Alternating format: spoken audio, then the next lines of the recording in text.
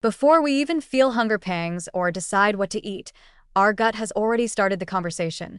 And increasingly, it's clear that neuropod cells are the translators in this rapid, subconscious exchange. These unique cells, embedded in the lining of the gut, are neither fully neurons nor typical epithelial cells. Instead, they form a fast-reacting, neurosensory interface that detects microbial and nutrient cues and sends that data directly to the brain in real time. Through electrical synapses onto the vagus nerve, neuropods allow our gut environment, especially its microbial residents, to shape food choices, preferences, and even reward responses long before we're aware of any craving. Traditionally, decisions about food were believed to arise mainly from a combination of learned behavior, metabolic needs, and hormonal signals such as ghrelin and leptin. While those factors remain important, the discovery of neuropods adds a layer of preconscious precision to the story. Neuropods have the ability to sense sugars, amino acids, fatty acids, and microbial byproducts within milliseconds. Upon detection, they release neurotransmitters like glutamate, ADP, or GABA, sending information to the nucleus tractus solitarius in the brainstem and, from there, to higher-order decision centers. The speed and specificity of this response rival our external senses. Just as our eyes process color and light before we decide to focus, our gut is already informing the brain which foods feel rewarding, comforting, or necessary, based on internal cues. But what makes the neuropod system especially fascinating is how it integrates microbial cues into this decision-making loop. Microbial metabolites like short-chain fatty acids, SCFAs, indoles, and bile acid derivatives are not passive waste products. They're chemical messages that influence the excitability of neuropods. Certain bacterial strains are particularly adept at releasing compounds that interact with host sensors, promoting the release of satiety hormones or enhancing neurotransmitter signaling to the brain. For instance, SCFAs like butyrate can stimulate the secretion of PYY and GLP-1, dampening appetite and reinforcing the brain's sense of satisfaction. These responses are not sluggish endocrine ripples.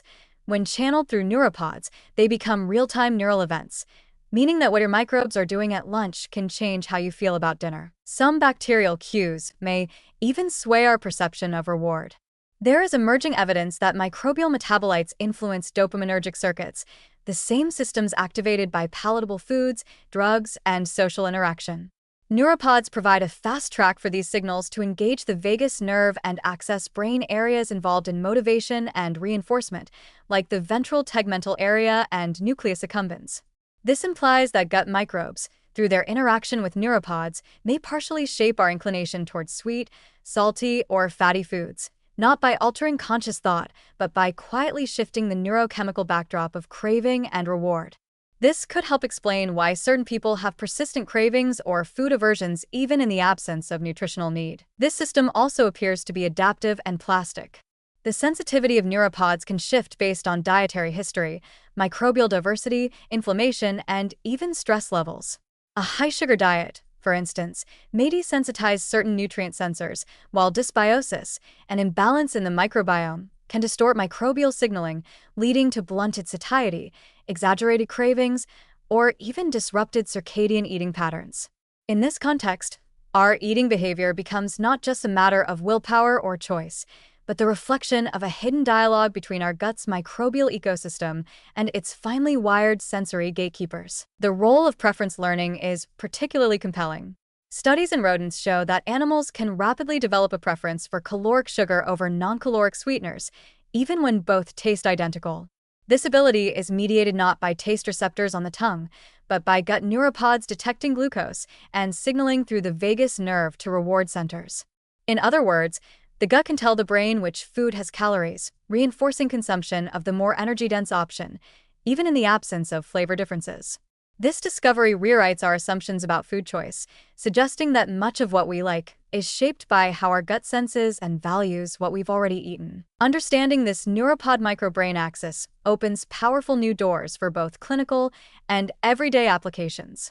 Targeting the neuropod interface could offer new strategies for treating obesity, binge eating, or anorexia, not by blocking appetite, but by retuning the subconscious decision signals that precede eating.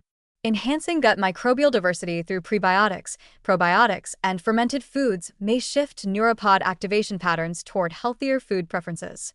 Likewise, neuromodulatory therapies, like vagus nerve stimulation or non-invasive brain-gut biofeedback techniques, may help rewire these circuits in individuals with disrupted appetite control. In daily life, this research reinforces the idea that the quality of our food and the microbial quality of our gut can shape not just our health, but our preferences, impulses, and satisfaction.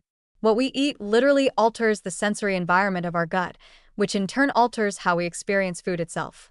It's a self-reinforcing loop that can move in the direction of health or dysfunction, depending on the signals we feed into it. In essence, neuropods represent a hidden but powerful perceptual layer, one that filters our food environment, weighs our microbial status, and whispers to the brain what feels good or necessary to consume. Before we even think about what to eat, our gut has already made a suggestion. And increasingly, it appears those suggestions are coming not from us alone, but from a network of trillions of microbial collaborators who, through this neural relay, are shaping our food story one bite at a time.